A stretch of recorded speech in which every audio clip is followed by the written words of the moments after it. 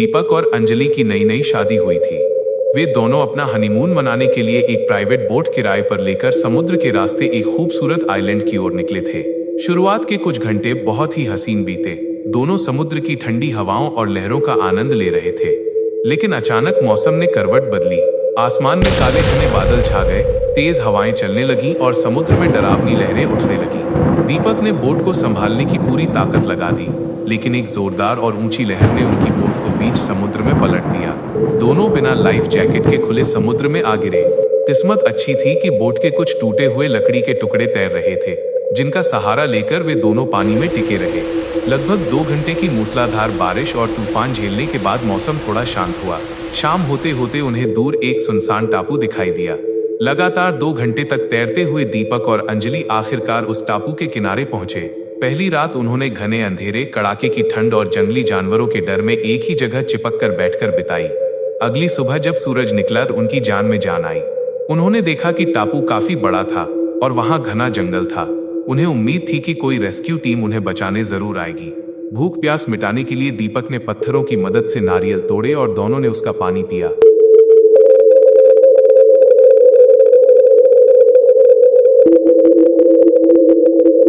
जंगल के अंदर जाने पर उन्हें पानी का एक मीठा झरना मिला।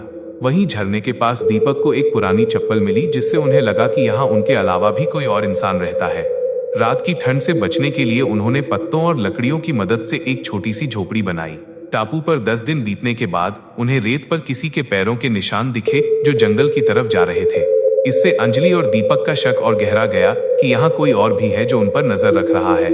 वहां सिर्फ फल और नारियल मिलने के कारण उनका शरीर धीरे धीरे कमजोर होने लगा था। 42वें दिन उन्हें दूर समुद्र में एक बड़ा जहाज शिप जाता हुआ दिखाई दिया। वे दोनों जोर जोर से चिल्लाने और हाथ हिलाकर इशारा करने लगे, लेकिन जहाज बहुत दूर था और उनके पास धुआं करने या सिग्नल देने का कोई साधन नहीं था, इसलिए जहाज आगे निकल गया। अंजलि पूरी तरह टूटकर रोने लगी, लेकिन दीपक ने उसे गले लगाया और हिम्मत दी कि वे एक दिन यहाँ से जिंदा जरूर निकलेंगे।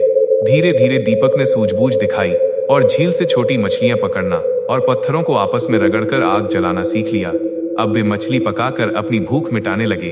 लगभग 100 दिन बीत जाने के बाद एक दिन जब वे जंगल से लौटे तो देखा कि किसी ने उनकी झोपड़ी तोड़ दी है। दीपक ने अंजलि को अब हर वक्त सतर्क रहने को कहा। 200 दिन बीतने पर एक रात उन्हें झोपड़ी के बाहर कुछ अजीब आवाजें सुनाई दी। सुबह उठकर देखा तो वहां छोटे छोटे पैरों के निशान थे।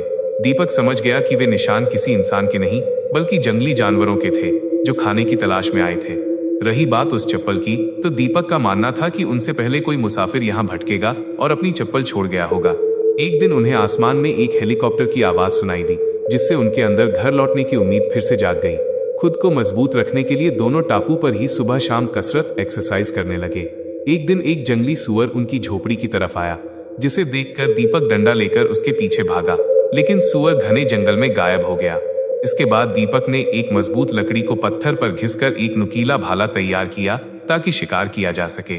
300 दिन बीत जाने के बाद भारी बरसात का मौसम शुरू हो गया। उनकी झोपड़ी से पानी टपकने लगा और वे लगातार भीगने के कारण बीमार पड़ने लगे। इस मुसीबत से बचने के लिए उन्होंने जंगल में एक पत्थरों की महफूज गुफा खोजी। गुफा के अंदर कई जंगली सुअर थे जो उन्हें देखकर भाग गए, लेकिन दीपक ने एक छोटे सुअर के बच्चे को पकड़ लिया और पत्थर से मारकर उसके मांस से अपनी भूख मिटाई ताकि वे कुछ दिन और जिंदा रह सकें। लेकिन कुछ दिनों बाद बचा हुआ मांस सड़ गया। वे वापस टापू के किनारे अपनी पुरानी झोपड़ी के पास आ गए और उसे दोबारा ठीक करने लगे। तभी अचानक एक बार फिर आसमान में हेलीकॉप्टर की गड़गड़ाहट सुनाई दी। इस बार मौसम बिल्कुल साफ था और हेलीकॉप्टर काफी नीचे उड़ रहा था। दीपक ने इस मौके को हाथ से जाने नहीं दिया। उसने तुरंत अपनी टी-शर्ट उतारी, उसे एक लंबे डंडे पर बांधा और हेलीकॉप्टर की तरफ जोर जोर से लहराने लगा। इस बार पायलट की नजर उन दोनों पर पड़ गई। हेलीकॉप्टर टापू पर उतरा और दोनों को सुरक्षित बचा लिया गया।